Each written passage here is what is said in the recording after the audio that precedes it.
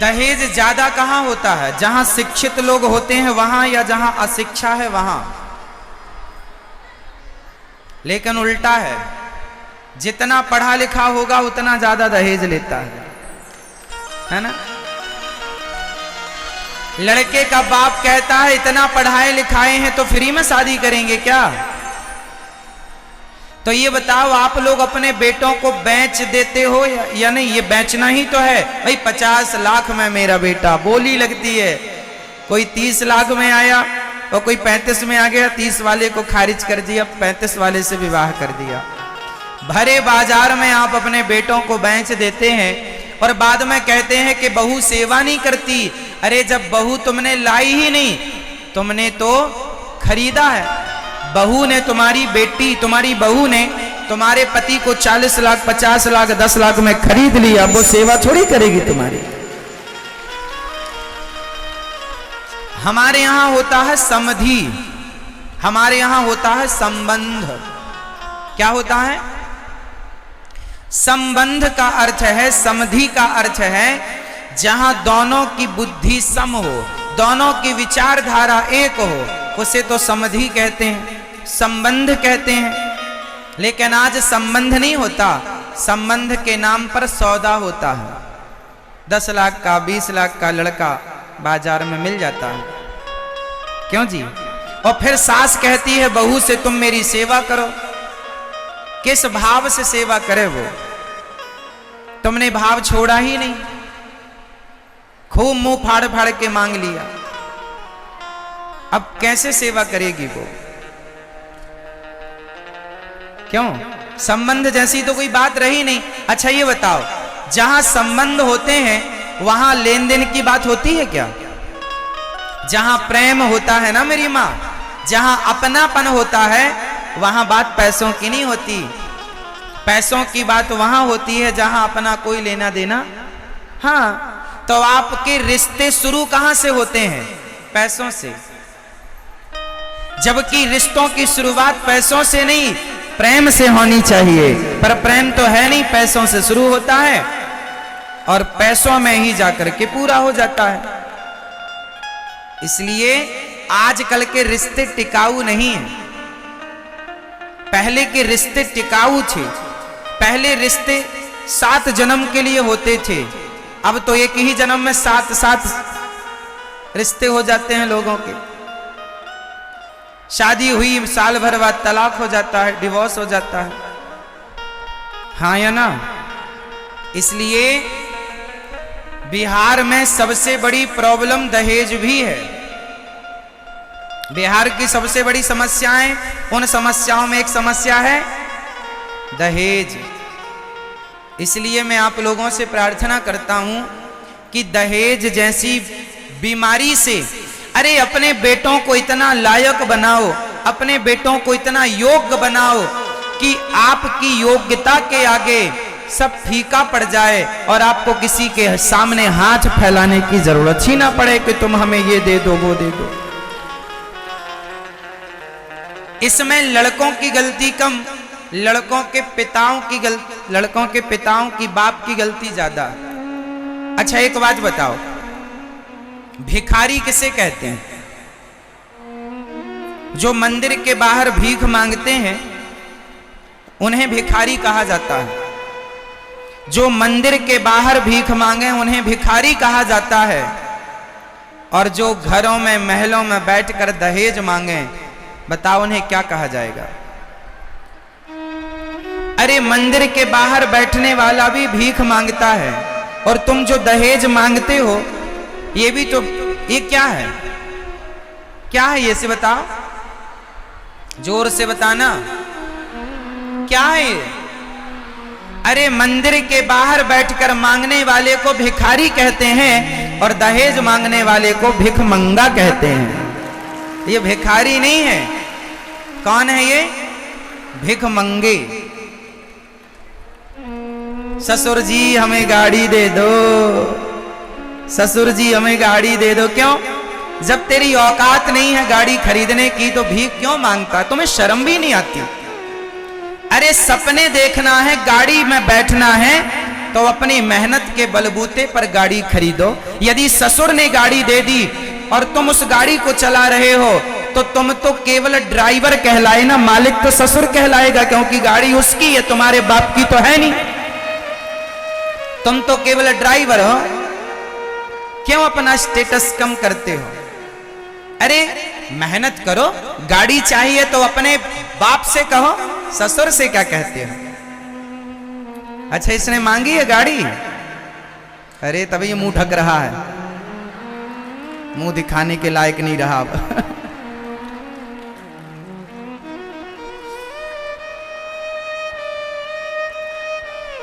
इसलिए जितना लड़की का बाप बेचारा खेत जमीन जायदाद बेच बेच के दहेज देता है, बिहार की तरक्की में कहीं ना कहीं ये दहेज भी रोड़ा बन के खड़ा है। इसलिए ये दहेज अच्छी बात नहीं है। अपने बच्चों को योग्य बनाओ। मांगे से मरना भला, मत मांगो कोई भीख, बिन मांगे मोती मिले यह सतगुरु की सीख।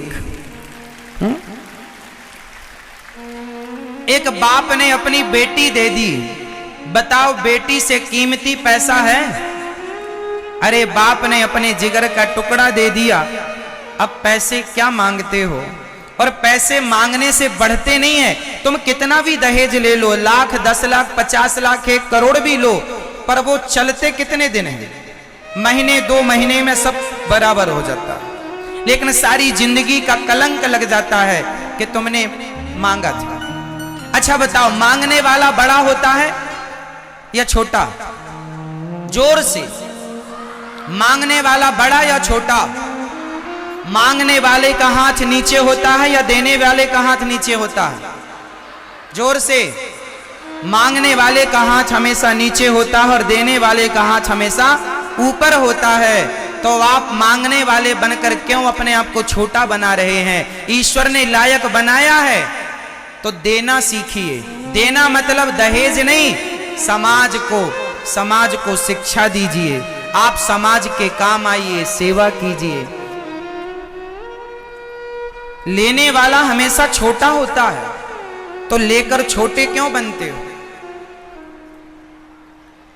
आप तो मिथिला के लोग हैं। आपको पता है जनक जी ने सीता मैया के विवाह में क्या दिया था? क्या दिया था? तो जब सीता मैया का विवाह हुआ और दशरथ जी को, राम जी को जनक जी ने खूब धन धान्य दिया, तो दशरथ जी ने जनक जी ने जितना दिया, दशरथ जी ने सारा का सारा लौटा दिया, गरीब जनता में बांट दिया कि हमें इसकी जरूरत नहीं है, हमें तो सीता जैसी बहू मिल गई, इससे बड़ा कोई धन हो नहीं सकता। सीता जैसी बहू मिल गई, इससे बड़ा कोई धन हो नहीं सकता। सारा बांट दिया श्री दशरथ जी ने, और दशरथ जी ने जनक जी को प्रणाम किया। समाज में कितनी उल्टी रीत है। अच्छा ये बताओ, देने वाला बड़ा होता है कि लेने वाला? जोर से। देने वाला बड़ा हो गया। तो बताओ, लड़के का बाप देता है या लड़की का बाप देता है? लड़की का बाप देता। फिर भी समाज में रीति देखना, लड़की के बाप को ही लड़के के बाप के पांव छूने पड़ते हैं। एक तो तुम्हें भिक्षा दे, एक तो तुम्हें भीख दे, और ऊपर से तुम्हारे पांव भी छुए, है ना? यदि अपने आप को बड़ा बनाना है, एक तो आप लड़के के बाप हो के कहते हैं जी हम बड़े हैं। जब बड़े हो तो मांग कर छोटे क्यों बन रहे हो? बड़े हो तो बड़े ही रहो ना। बड़े का अर्थ होता है कि हमें आप अपनी योग्य लड़की, संस्कारी लड़की दीजिए, जो आपकी श्रद्धा है वो दीजिए। हम मांगेंगे नहीं कुछ साहब आपसे, मांगे से मरना भला। ये तो आपका बड़प्पन हुआ। एक तरफ आप मांगते हैं और दूसरी तरफ यदि पैसा कम देता लड़की का बाप तो सारी जिंदगी अपनी बहू को टॉर्चर करते हैं कई बार तो लड़कियों को जिंदा जला दिया जाता है। अब तो ये केस शायद कम हो। बिहार में कैसे हैं ये केस? हैं कम होंगे। एक जमाना था कि मिट्टी का तेल डाल के जिंदा जला दिया जाता था लड़कियों को। हाँ या ना? कितनी घिनौनी हरकत है ना ये। संस्कारी लड़की बहुत होती है। मेहनत करने का धन, दहेज का धन टिकता नहीं है साहब। मेहनत का धन टिकता। मेहनत करो, खूब मेहनत करो। बिहार की एक घटना मैं आपको सुना रहा हूं, सुनना ध्यान से। एक लड़की के पिता थे, नौकरी करते थे, 10-15 हजार रुपए उन्हें तनख्वाह मिलती थी। एक बेटी थी, एक बेटा था। बेटी बड़ी हुई, शादी फिक्स कर दी। फलानी तारीख को बारात आ गई। मंडप के नीचे जब फेरे पड़ने की स्थिति आई और कन्यादान का समय आया तो उस दुल्हा लड़का मचल गया। बोले हमें तो गाड़ी चाहिए, कार, 4 चक्के की 4 व्हीलर चाहिए। लड़की के पिता ने कहा, दामाद जी, हमारे आपकी ऐसी कोई बात नहीं हुई थी कि हम आपको गाड़ी दें। हमारी इतनी हैसियत नहीं है कि हम आपको गाड़ी दे सकें। लड़की, वो लड़का दुल्हा मंडप के नीचे बोला, नहीं हमें तो गाड़ी चाहिए वरना हम शादी नहीं करेंगे। उठकर जाने लगा। लड़की के पिता ने सोचा कि राम राम, समाज में बड़ी थू-थू हो जाएगी, बड़ा नाम बदनाम हो जाएगा कि बेटी का विवाह मंडप के नीचे से रुक गया। समाज में फिर हमारी बेटी का विवाह नहीं होगा। बेचारा सीधा साधा भोला भाला बाप था। बेटी के लिए क्या नहीं करता बाप। उसने बेचारे ने अपना, उसके पास कुछ नहीं था, जमीन जायदाद, 15-20 हजार की जो नौकरी थी उस पर निर्भर था। उसका एक घर था।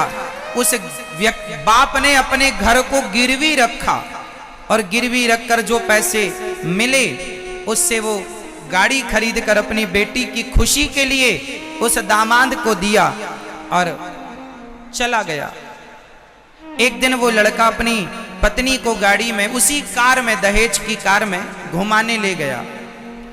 सामने बड़ी तेज गाड़ी चला। दहेज की गाड़ियां भी ना बड़ी तेज चलाते हैं लड़के। तेज चला रहा, लड़की समझाए, धीरे चलो, धीरे चलो, धीरे चलो। ओ तेज चलाई जा रहा, तेज चलाई जा रहा। सामने एक मंदिर में भंडारा था। एक अपाहिज भिखारी सड़क पार कर रहा था। अब जैसे ही वो अपाहिज सड़क के बीच में आया, इसकी गाड़ी आ गई। इसने ब्रेक दबाया, घिसटती हुई जाकर चिपक कर खड़ी हो गई उस भिखारी अपाहिज व्यक्ति से गाड़ी। साहब को गुस्सा आया, क्यों रे, भीख मांगते रहते हो, कमा कर खा नहीं सकते? अभी गाड़ी के नीचे आ जाते, किसका नुकसान होता? यही मेरी गाड़ी मिली थी तुम्हें मरने के लिए, जा। लड़की ने समझाया अपने पति को, गुस्सा ना करिए, और 100 रुपए निकालकर उस अपाहिज भिखारी को उस लड़की ने दिया। उसके पति ने गुस्से से कहा, क्या जरूरत थी इसे 100 रुपए देने की, ये कमा कर खा नहीं सकता क्या? तब उस लड़की ने मुस्कुराते हुए अपने पति से कहा, स्वामी जी, ये तो अपाहिज है, इसका तो भीख मांगना मजबूरी है, क्योंकि अपाहिज है, पांव टूटा है एक। भीख मांगना इसकी मजबूरी है, पर आपके तो दोनों पांव सलामत हैं, आपकी तो कोई मजबूरी भी नहीं थी, फिर भी तो मेरे बाप से आपने मंडप के नीचे भीख मांगी कि नहीं? इसका भीख मांगना यदि गलत है तो आपका भीख मांगना सही कैसे हो सकता है? यदि ये अपाहिज है तो आप तो अपाहिज नहीं है, फिर क्यों ये दहेज के टुकड़े क्यों मांगते हो? वो लड़का शर्म से सिर झुकाकर खड़ा रहा। सारी जिंदगी शर्म से क्यों जीना? इज्जतदारी इसे नहीं कहते। मांगने वाला व्यक्ति कभी बड़ा हो नहीं सकता। इसलिए हम तो आप सभी बिहार वासियों से और पूरे देश से कहेंगे, अपने बेटों को इतना योग्य बनाओ, अपनी बेटियों को इतना योग्य बनाओ कि उन्हें कभी किसी के आगे हाथ पसारने की जरूरत ना पड़े कि तुम हमें गाड़ी दे दो, तुम हमें घोड़ा दे दो, तुम हमें दहेज दे दो। बेटों को योग्य बनाओ, लड़की को योग्य बनाओ, पढ़ाओ लिखाओ। हमारे यहां कहा गया है माता शत्रु पिता वैरी ये न बालो न पाठिता न शोभते सभा मध्य हंस मध्य बको यथा। समाज में कुछ लोग वेद पुराणों को, शास्त्रों को बदनाम करते हैं। लोग कहते हैं कि वेद पुराणों ने नारियों को पढ़ने की इजाजत नहीं दी। ऐसा आरोप शास्त्रों पर, वेद पुराणों पर लगाया जाता है कि पहले गरीबों को पढ़ने नहीं दिया जाता था, पहले स्त्रियों को पढ़ने नहीं दिया जाता था। साहब ये बातें केवल झूठी ही नहीं, सफेद झूठ है ये। हमारे वेद पुराणों में ऐसा कहीं नहीं लिखा कि नारी को मत पढ़ने दो, गरीबों को ना पढ़ने दो, दलितों को ना पढ़ने दो, ऐसा कहीं नहीं लिखा। हमारे यहाँ ये लिखा है कि माता शत्रु पिता वैरी ये न बालो न पाठिता। ये लिखा है कि जो माँ बाप अपने बच्चों को, बेटा बेटियों को पढ़ाते नहीं हैं, वो माँ बाप बच्चों के सबसे बड़े दुश्मन हैं। ये लिखा है, पढ़ने का लिखा है, लेकिन उल्टी बात समाज में फैलाई जाती है ताकि वेद पुराणों से लोगों की श्रद्धाएं खत्म हो जाएं। गलत समझाया गया, गलत बताया गया, लिखा कुछ और है, बताया कुछ और गया। हमारे यहाँ क्या लिखा है? आप में से कितने लोगों ने ये श्लोक सुना है? माता शत्रु पिता वैरी ये न बालो न पाठिता न शोभते सभा मध्य हंस मध्य बको यथा। इस श्लोक में कहा गया है कि बच्चों को पढ़ाओ लिखाओ, नहीं पढ़ाओगे तो माँ बाप दुश्मन कहलाओगे तुम अपने बच्चों के, ऐसा लिखा है। लेकिन आपको बताया कैसा जाता है?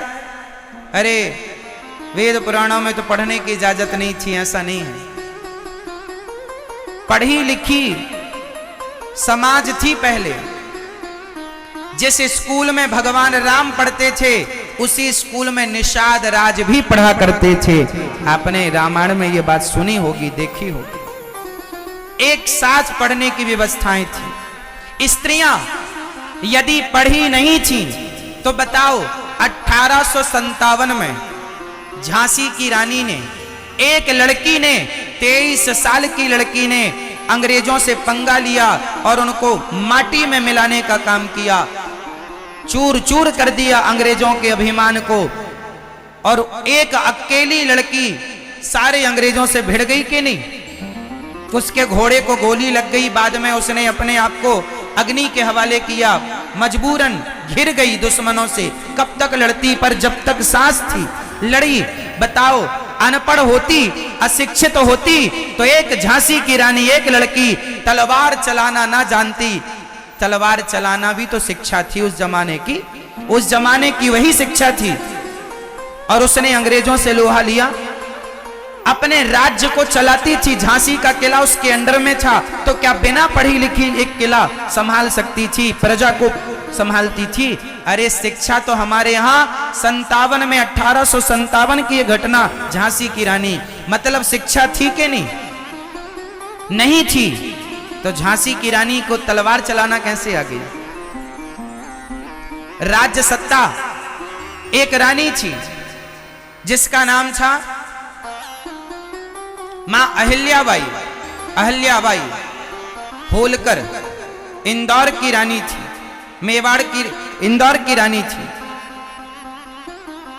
वो राज्य चलाती थी, सिंहासन पर बैठकर अपनी प्रजा का बच्चों की तरह पालन करती थी। पढ़ी लिखी नहीं थी तो इतना बड़ा राज्य कैसे चलाती थी, कैसे व्यवस्था बनाती थी? अर्थव्यवस्था से लेकर राज्य व्यवस्था, कूटनीति, राजनीति सब थी उनके पास। मतलब शिक्षा थी ना हमारे यहाँ। लेकिन बदनाम क्या किया गया हमारे देश को कि यहाँ पढ़ने की इजाजत नहीं थी स्त्रियों को। अरे कुछ मूर्खों ने अपनी बेटियों से केवल चूल्हा फुकवाया है, पढ़ने नहीं दिया। कुछ मूर्खों की गलती है। हमारे यहाँ तो माता सीता क्या अनपढ़ थी? बताइए, माता सीता तो आपके यहाँ की बेटी हैं। बताइए क्या माता सीता अनपढ़ थी? पढ़ी लिखी थी? क्या अनपढ़ स्त्री भगवान राम ने माता सीता से कहा गर्भावस्था में, जब माता सीता गर्भवती थी, भगवान राम ने कहा देवी आपको क्या चाहिए? सीता माँ ने कहा कि मैं अपने बच्चों को संतों के आश्रमों में जन्म देना चाहती हूँ ताकि संतों की शिक्षा और संतों के संस्कार मेरे बच्चों को प्राप्त हों। ये शिक्षित नारी ही ऐसा कह सकती है। अशिक्षित नारी अपने बच्चों के लिए, शिक्षित नारी ही बच्चों को शिक्षा दिला सकती है। आज तो हमारा देश जाग गया है, सब लोग अपने बच्चों को पढ़ाते लिखाते हैं, और पढ़ाओ, अच्छे से अच्छा पढ़ाओ। समाज में जो अच्छी बातें हैं, अच्छी चीजें हैं, वो ग्रहण करो। जैसे दहेज जैसी बुराई है, नष्ट करो, खत्म करो। पुरानी विचारधारा है, रूढ़िवादी विचारधारा पुरानी चली आई, तो तुम भी चलाओगे क्या? एक लड़का एक लड़की को खुश रहने के लिए, एक पति और एक पत्नी को खुश रहने के लिए क्या चाहिए? जोर से। एक पति और पत्नी को खुश रहने के लिए पैसा चाहिए या प्रेम? जोर से, जोर से। तो क्या प्रेम पैसा से होता है? फिर इसलिए रिश्तों की शुरुआत पैसे से नहीं, प्रेम से कीजिए, आपकी गाड़ी अच्छी चलेगी। पैसा तो आ जाएगा, तुम में काबिलियत होगी ना मेरे भाई, तुम लाखों नहीं करोड़ों कमा लोगे। और काबिलियत नहीं होगी तो लड़की का बाप दहेज में 1 करोड़ भी देगा ना, तो 1 साल के अंदर तुम माटी में मिला दोगे। हाँ या ना? तुम्हें गाड़ी 50 लाख की भी दहेज में दे दी जाए, तो 50 लाख की गाड़ी भी 5 साल बाद 12-15 लाख की हो जाएगी घट करके। 10 साल बाद तो कबाड़ा हो जाएगी। हाँ, सारी जिंदगी तो तुम्हारा गाड़ी से गुजारा ना होगा। आगे चल के तुम्हारी अपनी मेहनत काबिलियत के बल पर आपको आगे के रास्ते तय करने पड़ेंगे। तो शुरू में ही कलंक क्यों लगाना माथे पर दहेज का? इसलिए दहेज लेना अपराध है, कानूनी अपराध तो है। पाप इसलिए है कि लड़की का बाप दहेज दे तो देता है, जमीन जायदाद गिरवी रखकर बेचकर बाद में सारी जिंदगी चुका चुका के बेचारा मर जाता है। तो आज से कितने लोग इस दहेज जैसी बीमारी से बचेंगे? लड़की का बाप जो दे दे रख लो, खुशी से रख लो, जो खुशी से दे, मांगो मत। बताओ मांगना सही है या गलत? जोर से।